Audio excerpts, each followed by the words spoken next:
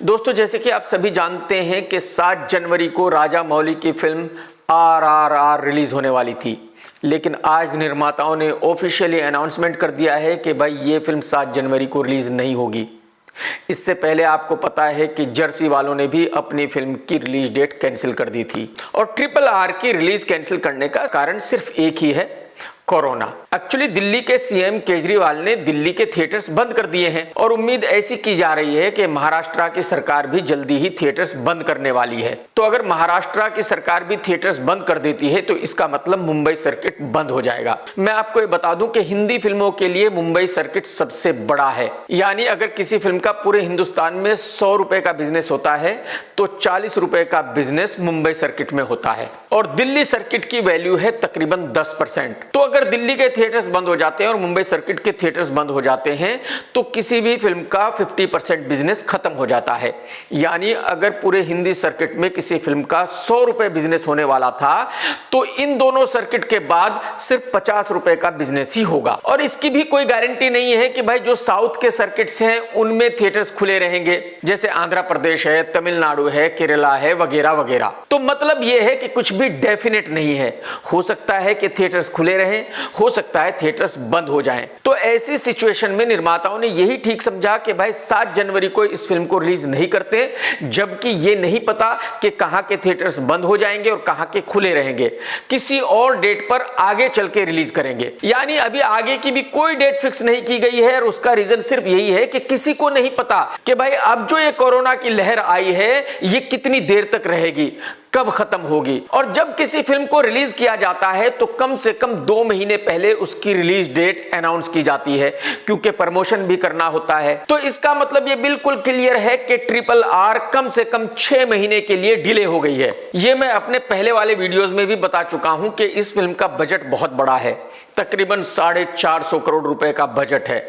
और क्योंकि तकरीबन पिछले 1 महीने से पूरी स्टार कास्ट इस फिल्म को प्रमोट कर रही थी तो प्रमोशन पर अब तक तकरीबन 40 करोड़ रुपया खर्चा हो चुका है। और क्योंकि रिलीज डेट कैंसिल हो गई है तो जाहिर सी बात है ये 40 करोड़ रुपए गए पानी में। अब जब भी फिल्म को दोबारा रिलीज करेंगे फिर दोबारा से प्रमोशन करना पड़ेगा, यानी फिर से 40-50 करोड़ रुपए लगाने ही पड़ेंगे। इस रिलीज डेट के कैंसिल होने के बाद यह भी बिल्कुल कंफर्म हो गया कि जो निर्माता है इस फिल्म के, उन्हीं को इस फिल्म का आगे का इंटरेस्ट भी भरना पड़ेगा, क्योंकि एग्रीमेंट ऐसा ही होता है कि भाई अगर निर्माता एक फिल्म की रिलीज डेट कैंसिल करते हैं तो उससे आगे के वक्त का जितना भी इंटरेस्ट होता है वो डिस्ट्रीब्यूटर्स नहीं भरेंगे। जिन्होंने कुछ भी राइट्स लिए हुए हैं, जैसे ओवरसीज के राइट्स या हिंदी बेल्ट के राइट्स, वो लोग इंटरेस्ट भरने के जिम्मेदार नहीं है। तो इसका मतलब ये हुआ कि जो 450 करोड़ रुपया फिल्म पे लगा हुआ था और जो प्रमोशन का 40 करोड़ रुपया लगा है, यानी मोटा मोटा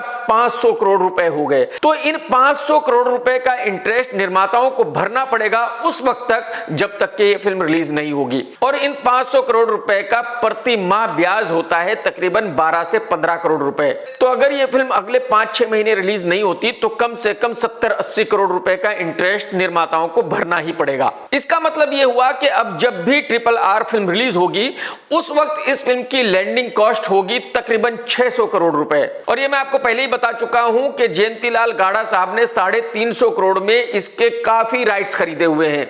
सारे हिंदी थिएट्रिकल राइट्स, सारी लैंग्वेज के satellite rights, OTT rights, internet rights and music rights. इस फिल्म के ओवरसीज के राइट्स खरीदे हुए हैं यशराज फिल्म ने। मैं ऐसा मानता हूं कि शायद 50 करोड़ में यशराज फिल्म ने ये राइट्स खरीदे होंगे। तो 350 करोड़ रुपए जयंतीलाल गाड़ा साहब ने दिए और 50 करोड़ रुपए आदित्य चोपड़ा साहब ने दिए। ये हो गए टोटल 400 करोड़ रुपए। अगर फिल्म की लैंडिंग कॉस्ट है 600 करोड़ रुपए तो आगे बच गए 200 करोड़ रुपए। तो निर्माताओं को बाकी के 200 करोड़ रुपए सिर्फ साउथ के थिएट्रिकल बिजनेस से रिकवर करने हैं। यानी साउथ में इस फिल्म का कम से कम बिजनेस होना चाहिए 450 करोड़ रुपए।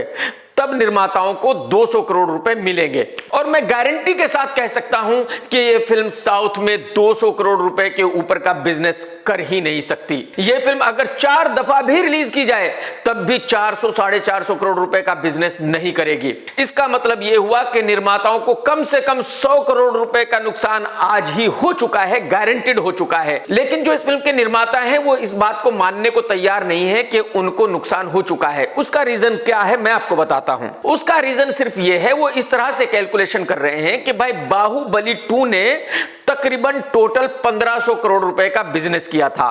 तो अगर बाहुबली 2 1500 करोड़ का बिजनेस कर सकती है तो यह फिल्म कम से कम 1000 करोड़ रुपए का बिजनेस तो करेगी ही करेगी। और अगर 1000 करोड़ का लाइफ टाइम बॉक्स ऑफिस होता है तो निर्माताओं को मिलेगा कम से कम 400 करोड़ रुपए। तो वो फिर भी प्रॉफिट में है, वो ऐसा सोच रहे हैं, बट ऐसा कुछ होने वाला नहीं है। और यहां तक जो भी कैलकुलेशन मैंने आपको बताई है, ये वो कैलकुलेशन है, उन पैसों की कैलकुलेशन है जो इस फिल्म पर लग चुके हैं।